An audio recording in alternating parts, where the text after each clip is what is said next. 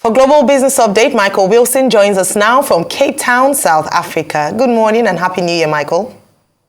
Good morning, Happy New Year to you. Yes, first of all, then China and the official state media there is trying to reassure Chinese citizens that they do have a handle on the COVID outbreak. If you remember, they had a complete lockdown and then relaxed that lockdown. And at the moment, US and global officials and even European officials are trying to work out exactly what's happening in China. Anyway, the state media is saying that it's all under control.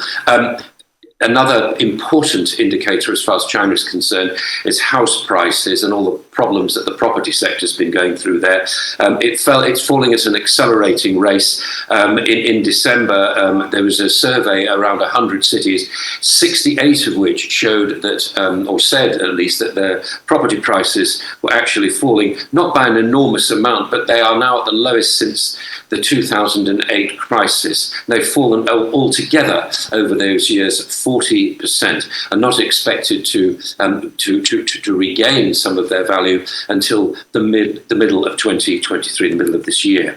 As far as the United States is concerned, stocks, well, I'm sure I don't need to say it was a very brutal 2022.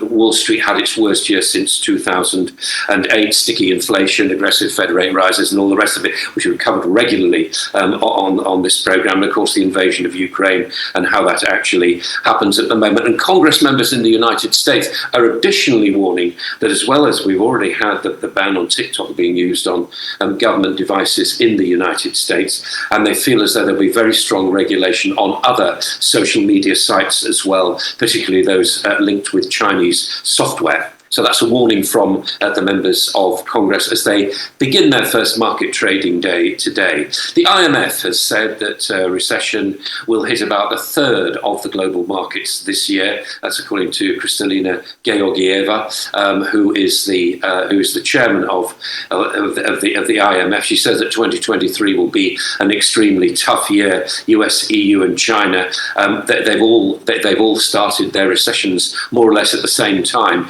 and therefore she is warning that it's going to be very, very tough this year. I think most of us know that they will be releasing their view of the global economy at Davos later this month.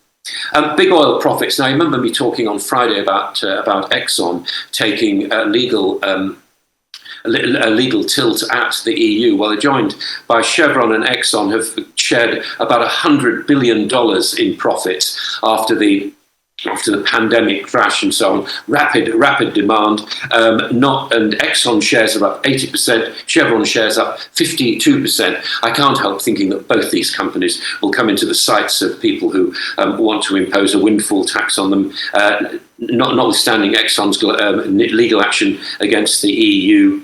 And I'm sure that we're going to hear a lot more about that as the year unrolls, as 2023 unrolls. The EU has been joined, its new member, 20th full member, by Croatia, which is the first expansion of the EU since Lithuania in 2015. Not all of the 27 countries, of course, share the currency. Sweden and Denmark are notably out of the currency, but sharing the same kind of legal values that the EU does. So that's Croatia sacrificing its kuna in favour of the euro. As far as the UK is concerned, it's quite interesting looking at the China stakes in the UK. According to the Times newspaper, they surveyed more than 100 big companies and found that the majority of those count the Chinese state as a major stakeholder. They include utilities, technical firms, which include artificial intelligence, facial recognition, and robotics, and so on. $45 billion pounds worth of UK assets. Rishi Sunak, the Prime Minister, has called it the biggest state-backed threat to the British economic security. And now he's Prime Minister, of course, he's engaging in what he describes as robust pragmatism in the UK's relationships with China. UK firms as well are worried about China too. They're worried about supply chain crisis. It may well be that it's got COVID under control. We simply do not know at the moment. Things like building materials, particularly steel and so on, are affecting construction work, or will affect construction work in the UK, and tighter shipping schedules are also adding to costs and thus adding to inflation. And the UK, the FTSE 100 beat other indices throughout. A 0.9% gain doesn't sound a lot, but when you look at other global indices that are down about 20%, total returns on the London FTSE 100 stocks 4.6%. The UK is also, now this was announced middle of last year. It's now actually up and running, the Nuclear Fuel Fund, and this will give government money to companies which will be which are involved in uranium conversion. Russia has the majority of that market. It's got about 20% of it worldwide, but they're hoping that it's the nuclear, with its possible production of natural gas, which is 45% of the UK's heating and cooling and gas requirements, will be starting to return to national boundaries within 2023. And finally, oil continues to be volatile. Again, the normal kind of things overhanging that market, what the demand from China is going to be, and what the effect of the oil price cap will be on Russian exports. And of course, we've got OPEC Plus as well coming up to tell us all about that. That is the global view this morning. Thank you very much, Michael. The global view this morning, not very encouraging for a start to 2023, particularly the dim view on the economy, global economy by the IMF, and also the fact that a third of the world is going to be in recession starting 2023, looking at the US, UK, and China's state at the moment. But I'd like us to zero in on China's house prices falling, despite Beijing's interventions, despite the injections to try and uplift that segment. I'd like you to share with us your view on what's the road to recovery for China, particularly because Goldman Sachs have said that it's going to be a long and bumpy ride, and then the impact for the global economy. Well, I think that the Chinese property market is a very important part of the Chinese economy, and the Chinese economy is a very important part of the global economy. So I think that as soon as that starts to show some sort of growth, which it is hoped, the IMF is hoping that it may well be growing into 2023. It may be that recovers. You're absolutely right. The Chinese authorities have done what they can, I suppose, to try to inject some kind of oomph into the Chinese property market. But when people don't really know what the future holds, and I still feel there's a lot of mystery about this. And my first story this morning was about the Chinese state media trying to tell people that we have this under control, and just because we're seeing a rise in cases, it's mostly amongst the elderly. The Chinese public are buying that story. Now, whether they continue, therefore, to become more optimistic and start to go back into the property market, and prices starting to rise. A lot of people have defaulted on property. A lot of people have defaulted on their mortgages simply because their properties have not been finished. Many of them bought straight off plan in the good old days, which is only like 2 years ago. But now that's all fallen by the wayside. I hope, for China's sake, that managed to inject some life into the property sector, which will, in its own way, inject some kind of fuel into the Chinese economy, which, whether you like them or not, is good for the rest of the world. Well, Kristalina Georgieva, the IMF boss, was very clear in saying that a third of the world will be in recession in the year 2023. But she singled out China specifically and said that China is going to face very tough economic growth in the next few months, and that the economy is bound to slow down, with implications for the global economy, of course. And she also pointed out that the PMI, of course, for factory activity, for 3 consecutive months in China has been dropping, has been very low. But in any case, we all know that the big fear for 2023 is probably, as the IMF boss pointed out, slowdown in economic growth. But I wanted to mention Croatia. Croatia joined the EU actually, 13 years ago. Now what they've done is to abandon their own currency, the kuna, and also to adopt the euro, and also to open up their borders. So they now have a borderless zone with the Eurozone, 27th country to join the EU.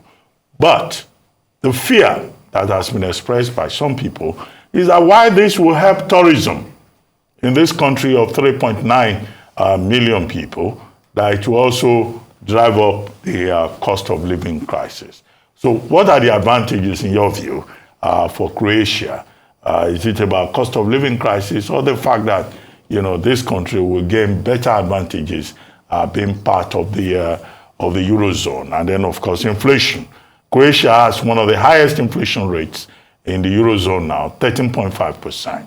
Will it gain special advantages as a result of this? And then yesterday, Brazil, Jair Bolsonaro on Friday ran away to Florida, Orlando, Florida.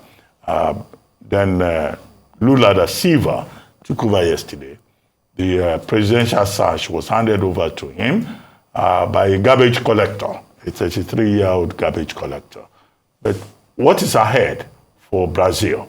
Considering the fact that under Bolsonaro, unemployment rate went down, the highest average inflation rate was 0.9%. In November, it was 0.02% actually. And then, of course, now you have from the right-winger, far right, you have this leftist, Lula da Silva, in spite of his experience, who has now taken over. In terms of fiscal policies, what should we expect in Brazil? Which would you like me to answer first? Shall we talk about Brazil first of all? We did speak about this a few weeks ago, and I have no reason to suspect anything is any different. And when people are looking at the sort of public spending that Lula wants to employ in Brazil, he will face all the sort of normal problems that Brazil faces at the moment. It's simply, you have to ask your question, will the public purse support it? I suspect the answer to that will come up in the next few months. So it's okay having all the political reversions that we've had at the moment. But the reality is going to be, can the country afford to bring the majority of its very poor population into line with a sort of minimum wage or whatever they're planning to do? And I'm sure that that'll be something that Lula will be talking about, because he has talked about that before. It's a question of whether the public purse can actually afford it. As far as Croatia is concerned, I think the opening up of the borders is probably quite good for them. Again, what we see, Croatia is not. Is a tourist destination, and I think that swapping the kuna for the euro will probably mean that it's much easier to go there. I think opening up the borders is a very good idea. But you're quite right. I mean, the EU itself is facing high inflation, high unemployment, recession, and the rest of it. Croatia is not going to help or hinder that. It'll just become part of a bigger club, and it will just have to go along with the main average fortunes of that club in the same way that the other 19 states do, or the other full members do, because it's the 20th full member of the EU and part of its natural expansion. Whether the experiment of the whole lot actually works or not, I think is a subject which we don't have enough time for on this programme. But I am sceptical about it, because I'm sceptical about the way in which any central bank can enforce one-size-fits-all economic policies on different forms of economies. That's what I feel about that. Well, thank you very much, Michael. But we'll see what happens in China, where other countries have been reacting to the increased rate of infections. Even in the United States, we now understand that there is an Omicron variant that is very defiant. And, how that plays out, the XBB 1.5, it is called. Thank you very much. Happy New Year, Michael Wilson. The year 2023 is shaping up to be one of the most crucial for the economy of Nigeria. Beyond all the economic forecasts, Arise business correspondent Rotus Odiri spoke to everyday Nigerians to get the economic outlook for the pivotal year 2023. Here is his report. It is January the 1st of 2023, a pivotal year for the largest economy in Africa. The question on everybody's minds: what is the outlook? What will be the outcome for the 2023 economy for Nigeria? The first headlines of 2023 in Nigeria's dailies illustrate the mood of the new year. Analysts weigh in on economic, political outlook and see a GDP deceleration. Anxiety as Nigeria enters a make or mar year. How to strengthen Nigeria's economy in 2023 according to the Center for the Promotion of Private Enterprise, and resisting attempts by politicians to disrupt the 2023 elections. There was even an outlook for fashion in 2023. The Center for the Promotion of Private Enterprise, which was featured on the front page of the January 1st Guardian newspaper, laid out its key economic variables for 2023. Inflation, foreign exchange, GDP growth, fiscal operations. Businesses that made it up to this point. The director of the CPPE, Dr. Muda Yusuf, looked back on Nigeria's inflationary trends for 2022 and its impact on the economy. Well, it has been a very tough year. Yeah. And we must congratulate all the businesses that made it up to this point. Yes. And also the citizens as well. Yes. Because if you look at all the key macroeconomic variables, they have been most unfavorable. Yeah. And some of the experiences we had, we haven't had such experiences in a long time. Yeah. Yeah. If you look at inflation, for instance, even though we have inflation, latest figure at 21.47, the experience and the reality that people faced was that you should be talking of inflation of between 50 to 100%. Yep. It is really that bad. We've talked about, yes. Yeah, it's really that bad. Yeah. Because, you know, the official figures put so much into the baskets, even articles or items that are not so important. Yeah. But if you look at the basic things that matter to either the individuals in terms of their welfare and the citizens, you will see that we are talking of a very, very high inflation. Talking about hyperinflation. Yeah. And just as the World Bank said, Yes. the inflationary situation pushed 5 million people into poverty. Yeah. And if you ask me, the people that went into poverty will be much more than that. It was really bad. Yeah. Speaking of the World Bank, its forecast for Nigeria has been one downward revision after another. The World Bank cut Nigeria's 2022 growth forecast to 3.1% from a previous forecast of 3.8%. The World Bank said that the revision in growth was due to slow economic growth in the third quarter due to weak performance in critical areas of Africa's largest economy.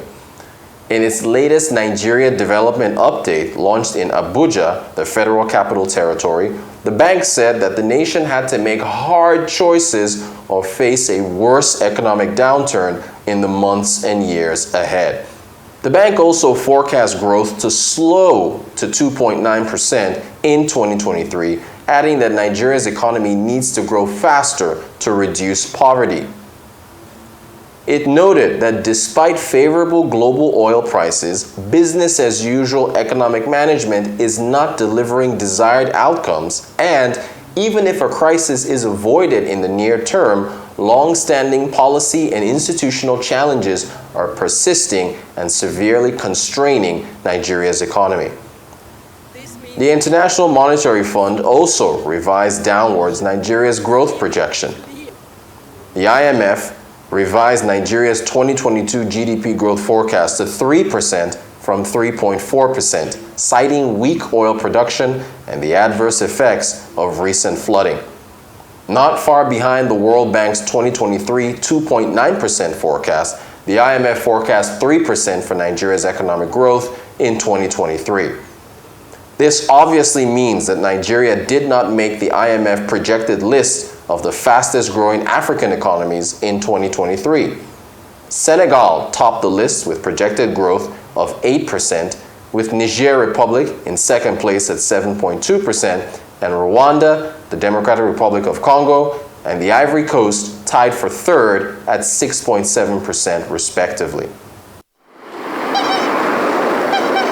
GDP forecasts are one thing, but what do everyday people think about the outlook for Nigeria's economy? We're just ordinary people. We spoke to a few of them. I'm hoping for the best this year. Presently, things are very difficult for us, especially with the poor. We are going through a lot. We are going through a lot of difficulties. Food are so expensive. A derica of rice is about 800. Pepper, you can't buy it. Yesterday I wanted to buy pepper. They said there's no 100 naira pepper, that is 200. I'm hoping for the best, if they can help us so that things will get better, please. It is very, very difficult for us. Let things get better. I'm not collecting a better salary. Maybe I'm earning 50,000 naira. How do everything in Lagos is about money, everything. How do I survive? I have to take transport, I will eat, I will pay house rent, NEPA bill is there, every other thing. If everything can get better, but I'm hoping for the best. I hope the best for the year 2023. This 2023 is going to be better by God's grace. Despite the previous year 2022, it wasn't friendly at all. But this year 2023 is definitely going to be better.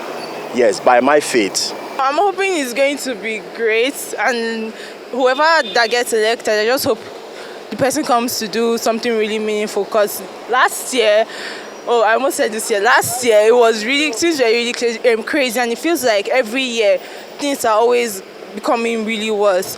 Unlike 2 years ago, we were able to, for example, I was able to sell something to people for like 800 naira. Now, I find myself selling this thing to them for 2,000 naira. Importing now is really crazy because of the naira to dollar rate. So that is very discouraging for us that are into business and stuff. So if this year it should still continue, it becomes worse like last year, I think a lot of businesses will shut down, and then a lot of people will be put into poverty. Just really hoping people really stand up, vote for whoever that they think is right, and so that we can have a better economy. And whoever that gets elected also, I really hope the person comes to do something really reasonable. We've seen from the Matthias Mbira, we've seen how the economy has been for 2022. But for me, I believe that this year will be better. We know that election is coming up in the month of March, and there is a lot of issues that are rising. Some are tense, some think it's going to be better. But I think that we should be intentional about it and not totally depend on the government. Anyhow it comes out to be, good or bad, we should be intentional, we should plan towards this year. For me, I believe that this year is going to be good because of the plans I have for this year. And so, also for everyone, especially the youths, let's have plans towards this year. And I believe we'll have the best for this year. To me, I believe the economy of the country is going to have a good turnout this year, being that we're expecting a new government, which I believe even though everybody is tense, we don't know what the outcome is going to be like. But I surely believe that there's going to be a change. There's going to be a change. So even if the person, I don't care who is coming in, but if we also should be intentional about it, we should work towards it, I believe there's going to be a positive outcome. I feel with the right set of leaders, right policies can direct us to the right path. But if we continue on the path we've been for some time now, I think it will be our doom. Because with 20,000 naira in your account, you can't even be sure of what tomorrow will be. Sterling Bank CEO Abubakar Suleiman shared his optimistic thoughts on Nigeria's economy in 2023. I believe that Nigeria 2023 will be a surprise to a lot of people. Government needs to pay more attention to employers of labor across the country, not just the SMEs, even the large corporations. Anyone that can help increase employment in this country today should be treated with decency, with support, so that we can cut down on unemployment and grow this economy. So there you have it, a mixture of optimism, a mixture of pessimism, It is January the 1st of 2023, a pivotal year for the largest economy in Africa. The question on everybody's minds, what is the outlook? What will be the outcome for the 2023 economy for Nigeria? Okay, there you have it, as Rutu Sodire pointed out. Well, this is the season for crystal gazing. Yes, it is. About possibilities in the world in the year 2023. Earlier on, we talked about Kristalina Georgieva, the IMF boss. saying that this will be a difficult year, not just for China, but also for a third of the world. And all the references are about increasing cost of living, about inflation, and choices that economies have to make. And there you have Rotus Odiri breaking it down, the Nigerian angle. Inflation, unemployment rate, and the difficulties that Nigerians may face. But this is also election for Nigeria, election year, make or break, make or mar year, as was mentioned earlier on this program. But whoever is going to be president of Nigeria has his work cut out for him. Whether the expected GDP growth is 3% or 2.9%, not good enough. The economists say that until we get this Nigerian economy to double-digit growth, we are not even scratching the surface. Well, may you have a happy year.